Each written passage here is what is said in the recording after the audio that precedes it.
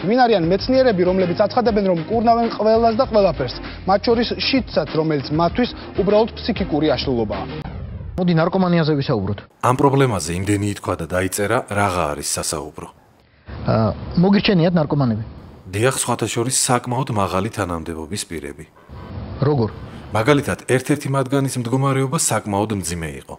ამიტომ კომპლექსური მკურნალობა დასჭირდა, რაც 4 კომპონენტისგან შედგებოდა. შრომითი და ჩანაცვლებითი თერაპია, ზენორმული ფიზიკური დატვირთვა და დოქტორი დოტის დამამშვიდებელი მასაჟი. ყველაფერმა ამან სასურველ შედეგთან მიგვაახლოვა და ნარკოდამოკიდებულება შემცირდა. მაგრამ ამ კონკრეტულ პაციენტთან დაკავშირებით ცოტა ხანში სხვა პრობლემებმა იჩინეს თავი. ეს სხვა რამ რა არის?